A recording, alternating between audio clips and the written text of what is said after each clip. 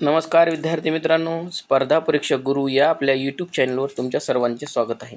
आपण राज्यसेवा पूर्व परीक्षा 2023चे प्रश्नपत्रिका विश्लेषण बघत आहोत. आज आपण चालू घडामोडी या विषयीचे 15 प्रश्न जे काही विचारले होते त्याचे विश्लेषण बघू. येणारी जी काही कंबाईन प्री आहे आणि राज्यसेवा प्री आहे त्यासाठी तुम्हाला नक्कीच याचा फायदा होईल. म्हणजे प्रश्न कशा स्वरूपाचे विचारले होते याचं विश्लेषण आपण बघू. चला तर मग पहिला प्रश्न बघू. नोव्हेंबर 2022मध्ये 10वा आंतरराष्ट्रीय पर्यटन मार्ट कोणत्या राज्यात आयोजित करण्यात आला? बघा, असल्या प्रकारचे प्रश्न विचारतात. आता आपल्याला माहीत पाहिजे. बघा, याचं योग्य उत्तर सांगतो. योग्य उत्तर देण्या अगोदर काय करा, व्हिडिओ स्टॉप करा आणि उत्तर देण्याचा प्रयत्न करा. बघा, याचं उत्तर आहे मिझोराम. मिझोराम उत्तर.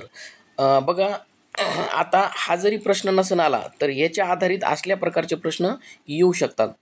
आता तुम्हाला एक गोष्ट या ठिकाणी कळायला पाहिजे की हे जे आंतरराष्ट्रीय पर्यटन मार्ट राहते हे पूर्वोत्तर राज्यामध्येच होते आणि जे पर्यायामध्ये तुम्ही बघितले 3 पर्याय हे पूर्वोत्तर राज्याचे नाहीत, हे आसाम वगळता 2 तर पर्याय नाहीतच. ओके. बघा, आणखी जर 10वा झाला, 11वा कुठे होणार आहे जर असा प्रश्न विचारला तुम्हाला, 11वा आंतरराष्ट्रीय पर्यटन मार्ट, याचं उत्तर काय आहे? याचं उत्तर आहे मेघालय. मेघालयाची राजधानी एक आहे शिलाँग, या ठिकाणी 11वा पर्यटन मार्ट होणार आहे. ओके, एवढं लक्षात असू द्या. पुढचा प्रश्न बघू. आपण चालू घडामोडीचे त्या संदर्भातचे डिटेल ॲनालिसिस बघत आहोत, त्यामुळे तोच प्रश्न फक्त असाच प्रश्न येणार नाही, मात्र या संदर्भातले असेच प्रश्न विचारू शकतात. बघा, गेल्या वेळेस राज्यपालावर प्रश्न आला होता एक फ्रीला, 2-3 स्टेटमेंट वाईज आला होता. बघा, याचं उत्तर आहे पर्याय क्रमांक 4 ABC बरोबर. काय, रमेश बैस यांची महाराष्ट्राचे राज्यपाल म्हणून नियुक्ती झाली हे वाक्य बरोबर आहे. ते त्रिपुराचे राज्यपाल होते हे पण बरोबर आहे आणि ते मूळचे छत्तीसगड राज्याचे आहेत हे पण बरोबर आहे. छत्तीसगड राज्याचे. बघा, ते त्रिपुराचे होते आणि आणखी कोणते, झारखंड राज्याचे सुद्धा काय राहिलेले तर राज्यपाल राहिलेले आहेत. कोण? रमेश बैस. आणि लोकसभेवर रायपूरमधून किती 7 वेळा ते काय झालेले तर निवडून आलेले आहेत. कशामधून? ते लोकसभा सदस्य राहिले आहेत, म्हणजे खासदार राहिलेले आहेत. किती वेळा? 7 वेळा. रायपूर मतदारसंघ कुठलचा? छत्तीसगडचा. त्याच्यानंतर वाजपेयीचं सरकार होतं. वाजपेयीच्या सरकारमध्ये पर्यावरण आणि वन राज्यमंत्रीसुद्धा राहिलेले आहेत. कोण? हे आपले रमेश बैस. ओके, राज्यपाल. आणखी याच्याबद्दल काय तुम्हाला राज्यघटनेमध्ये विचारू शकतं. राज्यपालाची नेमणूक कोणत्या कलमानुसार होते? 155 कलमानुसार रमेश बैस यांची नियुक्ती झालेली आहे. प्रत्येक राज्यासाठी एक. आता राज्यघटनेमध्ये काय केलं होतं, प्रत्येक राज्यासाठी एकच राज्यपाल असावा. मात्र 7वी घटना दुरुस्ती झाली कधी? 1956ला, आणि त्यामध्ये 1 किंवा अधिक राज्यासाठी 2 किंवा अधिक राज्यासाठी एक राज्यपालाची नियुक्ती करता येते. आता आपण राज्यपाल नियुक्ती कोणत्या देशाकडून स्वीकारली? कॅनडा या देशाकडून राज्यपाल पद असावं म्हणून हे कॅनडा देशाकडून स्वीकारलं. आपण बघितलं राज्यघटनेमध्ये. या अगोदरचे विश्लेषण तुम्हाला डिस्क्रिप्शन बॉक्समध्ये भेटून जाताना. ओके, वेगवेगळ्या विषयाचे तुम्ही जो विषय अभ्यास करत आहात त्या विषयाचा व्हिडिओ उघडा आणि त्या विषयाचं विश्लेषण बघा, तुम्हाला नक्कीच त्याचा फायदा होईल. बघा, राज्यघटनेमध्ये 2 पात्रता सांगितलेली, फक्त 2 पात्रता. कोणत्या सांगितलेले? राज्यपालाचं वय 35+ असावं आणि काय आणि ते काय असावं, ते भारतीय असावे राज्यपाल. फक्त 2च पात्रता सांगितलेली. मात्र 2 संकेत सांगितलेले. संकेत काय म्हणतात? ज्याची नियुक्ती केली तो त्या राज्याचा नसावा. म्हणजे आता रमेश बैस कुठलचे तर हे आहेत छत्तीसगडचे, मात्र हे महाराष्ट्राचे नसले पाहिजे, म्हणजे दुसऱ्या राज्याचा असावा. आणि मुख्यमंत्र्याशी विचार विनिमय करून त्यांची काय करण्यात यावी, नियुक्ती करण्यात यावी, असं एक कलम होतं. ओके, मात्र सध्याच्या काळामध्ये मुख्यमंत्र्याशी विचार विनिमय करत नाहीत. ओके, आणि 156 155ला राज्यपालाची नियुक्ती आणि 156मध्ये काय आहे, राज्यपालाचा कार्यकाळ. एवढं महत्त्वाचं सांगितलं. आणखी डिटेल म्हणजे अशा प्रकारचे प्रश्न चालू घडामोडीला विचारू शकतात आणि याचा तुम्हाला राज्यघटनेमध्ये सुद्धा फायदा होऊ शकतो. बघा, पुढचा प्रश्न विचारण्यात आला होता 15 पैकी. तुम्ही जर आपल्या चॅनलवर नवीन असाल तर नक्कीच सबस्क्राईब करून घ्या. आपण खूप सारे याच्यानंतर जे काही प्रिव्हियस PYQ क्वेश्चन आहेत ते बघणार आहोत. त्याचं डिटेल ॲनालिसिस तुम्हाला त्याचा नक्कीच फायदा होईल. नक्की सबस्क्राईब करा आणि व्हिडिओ लेक्चरला नक्की लाईक करत जा. ओके, संयुक्त राष्ट्रसंघाच्या पोषण वर्धन मोहिमेसंदर्भात विचारण्यात आला होता प्रश्न. आता तुम्ही व्हिडिओ स्टॉप करा आणि उत्तर देण्याचा. हा जरी प्रश्न आला नाही, मात्र याच्या संदर्भात तुम्हाला असा प्रश्न विचारू शकतात. काय ह्याचं उत्तर आहे 3 काय? क आणि ड बरोबर. क आणि ड बरोबर. बघू आपण काय. मोहिमेच्या समन्वयकपदी अफशान खान यांची नेमणूक झाली. बघा, या एक महिला आहे, त्यांची नेमणूक झाली. आता हा प्रश्न काय विचारला? संयुक्त राष्ट्राच्या पोषण मोहिमेसंदर्भात बघा हे काय येतं, आशपाक या काय येतं, या भारतीय वंशाच्या आहेत. एखाद्या व्यक्तीची भारतीय वंशाची नेमणूक जर कशामध्ये झाली असेल तर काय आहे, तर तुम्हाला त्या संदर्भात प्रश्न विचारण्यात जाऊ शकतो. हे कोण आहेत? कॅनडा आणि ब्रिटनचे नागरिकत्व आहेत यांच्याकडे, म्हणजे हे महिला आहेत, बरोबर आहे. कॅनडा आणि ब्रिटनचे नागरिकत्व यांच्याकडे आहे आणि याची फेब्रुवारीमध्ये नेमणूक झाली होती बघा, फेब्रुवारी 2023मध्ये, आणि ही परीक्षा झाली होती जूनमध्ये, म्हणजे 2-4 महिन्याच्या पूर्वीची घटना विचारलेली आहे. आता ही काही मोहीम आहे कोणाची? संयुक्त राष्ट्रसंघाची. तर ह्याच्यामध्ये काय 2030पर्यंत कुपोषणाचे उच्चाटन करणे हे मोहिमेचं उद्दिष्ट आहे. या ठिकाणी इथं एक समन्वयक दिले, म्हणजे दोन्हीपैकी एकच उत्तर असेल हे तुम्हाला लॉजिकनं सुद्धा खाली पर्यायामध्ये बघता येते. ही मोहीम जगातील कुपोषण असलेल्या देशामध्ये राबवण्यात येते. ज्या देशामध्ये कुपोषण आहे, म्हणजे 65 देशामध्ये ही मोहीम राबवण्यात येते. कोणती? पोषणवर्धन मोहीम. 65 देश आणि भारतातले 4 राज्य यामध्ये सुद्धा ही मोहीम राबवण्यात येते. आता आता युनोची म्हणजे संयुक्त राष्ट्रसंघाचे सध्या महासंचालक कोण येतं? अंतोनियो गुटेरस, नाव लक्षात असू द्या, अंटोनियो गुटेरस. आता या जे काय येतं अफशान खान, बघा गुगलवर सर्च करून बघा, छानशी त्यांचा फोटो येईल तुम्हाला, तो बघता येईल. Okay, women for women international या ही जी संस्था आहे, ज्या काय राहिलेल्या आहेत त्या CEO राहिलेल्या आहेत, भारतीय वंशाच्या आहेत, म्हणून त्या संदर्भात प्रश्न विचारण्यात आलेला होता. म्हणून तुम्हाला यानंतर एखाद्या व्यक्तीची, भारतीय व्यक्तीची नेमणूक करण्यात आली जागतिक स्तरावर, तो प्रश्न बघणं आहे. बघा पुढचा प्रश्न विचारण्यात आला होता चालू घडामोडीच्या संदर्भात. कोणता? 2023मधील महाराष्ट्र राज्याच्या अर्थसंकल्पामध्ये कोणत्या महामंडळाची घोषणा करण्यात आली? महाराष्ट्र राज्याचा अर्थसंकल्प आहे तो एक नजरेखालून घालणं महत्त्वाचं आहे. याच्यामध्ये कोणतं महामंडळ? उत्तर काय आहे? उत्तर पर्याय क्रमांक 3, सॉरी 3 नाही. आणि हे उत्तर मी तुम्हाला जे सांगतो हे फायनल आन्सर कीनुसार सांगतो. ओके, उत्तर क्रमांक 2 आहे याचं क आणि ड, म्हणजे राजे रामजी नाईक आर्थिक महामंडळ हे एक म्हणजे काय स्थापन करण्याची घोषणा केली होती. जगज्योती महात्मा बसवेश्वर आर्थिक विकास महामंडळ आणि संत काशीबा गुरव युवा आर्थिक विकास महामंडळ हे. आता मराठवाडा दुग्ध विकास महामंडळ असं काही नाही. ओके, तुम्हाला माहीत असेल राष्ट्रीय दुग्ध विकास मंडळ, राष्ट्रीय दुग्ध विकास मंडळ असं एक मंडळ आहे, राष्ट्रीय दुग्ध विकास महामंडळ आहे, ज्याची स्थापना 1965 साली झाली होती. राष्ट्रीय स्तरावरचं 1965 साली म्हणजे कोणी स्थापना केली होती? डॉक्टर वर्गीस कुरियन. तुम्हाला माहिती आहे दुग्ध क्रांतीचे जनक म्हणतात त्याला, डॉक्टर वर्गीस कुरियन यांना म्हणतात. ओके, आणि ही एक वैधानिक संस्था आहे. ह्याचं हायक्वार्टर कुठे? हेडक्वार्टर कुठे? आनंद, गुजरातला आहे. ओके, ही एक वैधानिक संस्था आहे, 1965ला स्थापना झाली होती वर्गीस कुरियन यांच्या प्रेरणेने. बघा पुढचा प्रश्न आहे, खालीलपैकी कोणते शहर 2023मधील 5व्या आशियान इंडिया बिझनेस समिटचे काय करणार आहे? यजमान देश असणार आहे. याचं उत्तर काय होतं? कोलालंपूर. हे तुम्हाला माहीत असायला पाहिजे, म्हणजे अशा घटला 1 लाईनर प्रश्न विचारणार, सगळ्यात जास्त 1 लाईनर. बघा हा एक स्टेटमेंट वाईज प्रश्न होता. समेत शिखरजी हे तीर्थक्षेत्र गेल्या काही दिवसापासून चर्चेत आहे. तीर्थक्षेत्राविषयी योग्य विधान निवडा. बघा पर्याय 4 दिलेले, 4 पैकी हे जैन धर्माचे तीर्थक्षेत्र आहे. हे तीर्थक्षेत्र राज्यातील गिरिधरी येथे आहे. बघा हे पहिले 2 स्टेटमेंट आहेत ते काय तर बरोबर आहे, म्हणजे अ आणि ब बरोबर. हे तीर्थ राजस्थान म्हणजे कुठंतरी हे बरोबर असेल किंवा हे असेल, किंवा हिंदू धर्मीय असेल किंवा जैन धर्मीय असेल, म्हणजे असं तुम्ही अल्टरनेट वाईज हे लावू शकता, म्हणजे तुम्हाला लॉजिकनं सुद्धा उत्तरापर्यंत जाऊ शकतं, म्हणजे पण माहीत असणं गरजेचं आहे. बघा समेत शिखरजी हे जैन धर्माचं तीर्थक्षेत्र आहे. आता हे का चर्चेत होतं? आता आपलं जे केंद्र सरकार आहे आणि त्रिदलचं सरकार याने काय केलं होतं, त्रिदलचं हे म्हणजे समेत शिखर जे तीर्थक्षेत्र आहे याला पर्यटन स्थळ म्हणून बदलण्याची काय केली होती? सूचना केली होती. म्हणून जैन धर्मीयांनी काय केलं होतं? याच्या विरोधात प्रोटेस्ट केले होतं.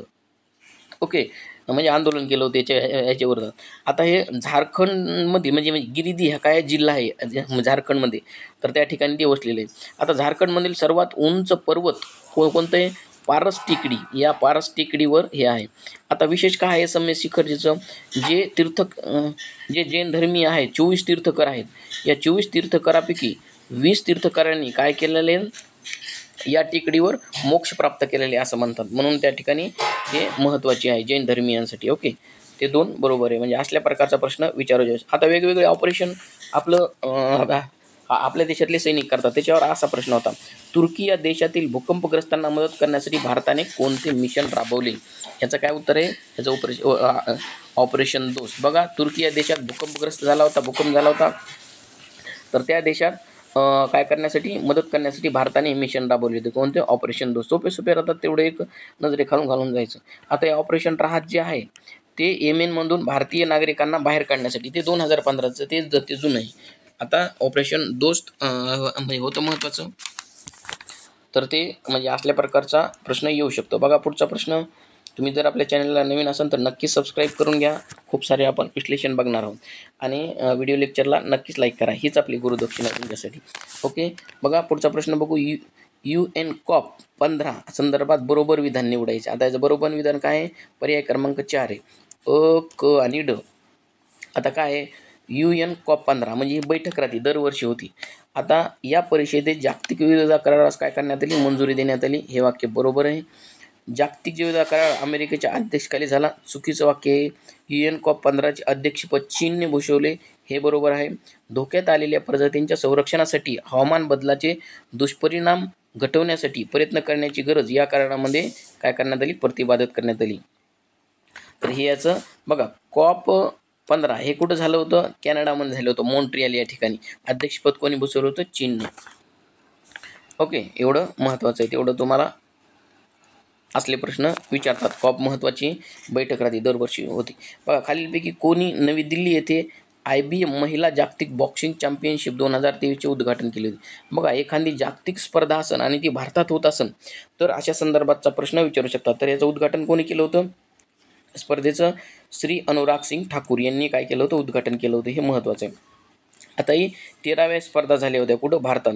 आता 2006 नंतर विशेष काय होतं याच्यामध्ये?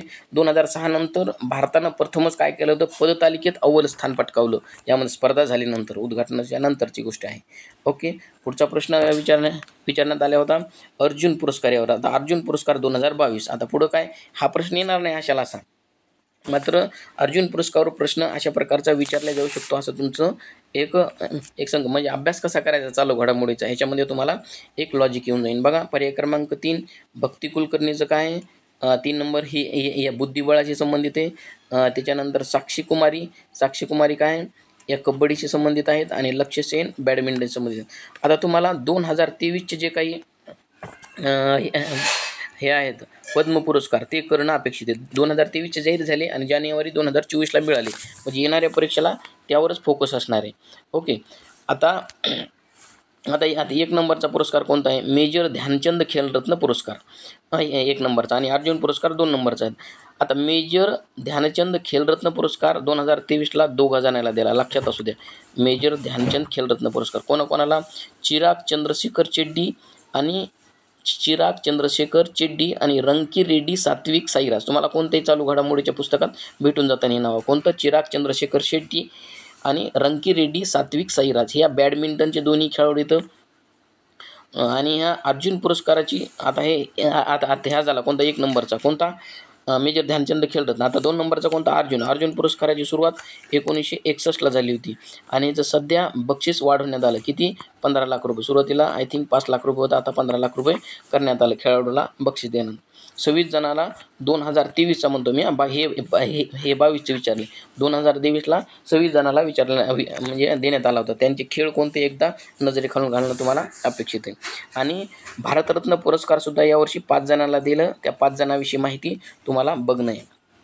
ओके, पुढचा प्रश्न बघू.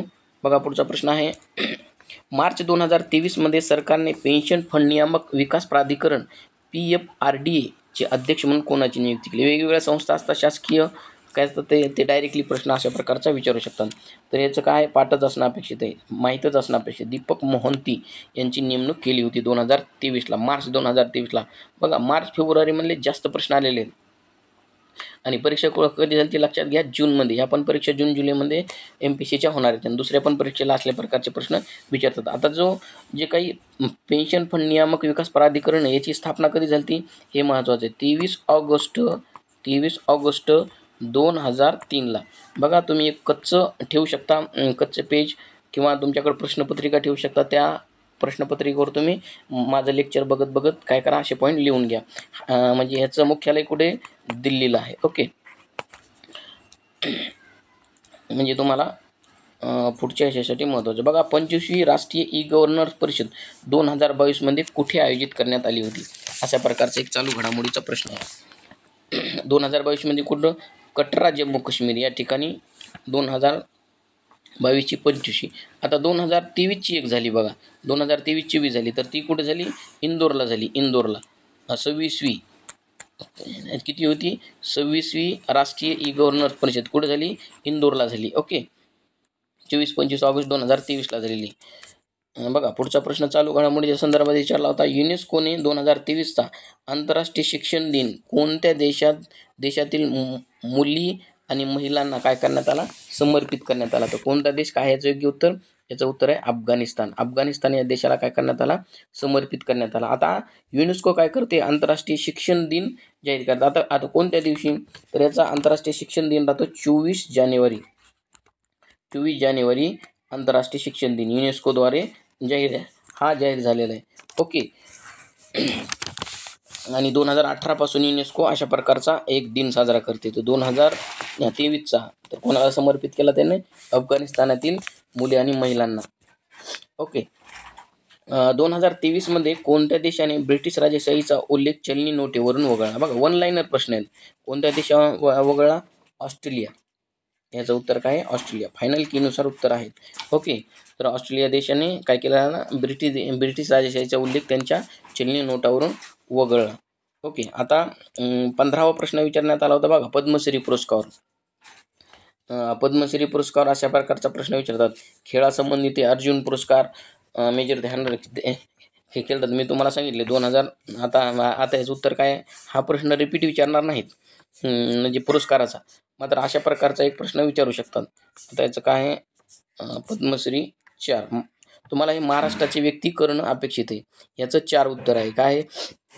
रमेश पतंगे साहित्य आणि शिक्षण या क्षेत्राशी संबंधित. त्याच्यानंतर डॉक्टर महेंद्र पाल विज्ञान आणि बघा इथं डॉक्टर विज्ञान इथं बऱ्याच जणांना अशा जोड्या लावल्या आणि ती बरोबर पर्यानी, कारण बीची एकच जोडी आहे. ओके, म्हणजे असं पण लॉजिक कधीमध्ये लागते, नेहमीच लागणाचं नाही. उमाशंकर पांडे समाजकार्य. त्याच्यानंतर परशुराम खुने काय आहे? कला याशी संबंधित. मी तुम्हाला आत्ताच सांगितलं 2023चे पुरस्कार तुम्हाला करणं आता अपेक्षित आहे. हे 2022चं विचारलं होतं. 22चं विचारलं ना? 2023च्या पद्मश्री पुरस्काराबद्दल 2023चे पद्मश्री विचारले. ओके, मग अशाच प्रकारचं तुम्हाला प्रश्न विचारल्या जाऊ शकतात चालू घडामोडीचे. तुम्ही काय करा? असल्या प्रकारचा अभ्यास करा. ओके, आणि आपल्या व्हिडिओ लेक्चरला नक्कीच लाईक करत जा तुम्ही बघितल्यानंतर, आणि सबस्क्राईब केलं नसेल तर नक्कीच करा. मी आणखी पण विषयाचं म्हणजे 2022 आसन राज्यसेवा किंवा कंबाईन गटब आसन म्हणजे पूर्व मुख्य त्यांचे पण विश्लेषण आपण बघणार आहोत. ओके, भेटू पुढच्या लेक्चरमध्ये. तोपर्यंत धन्यवाद.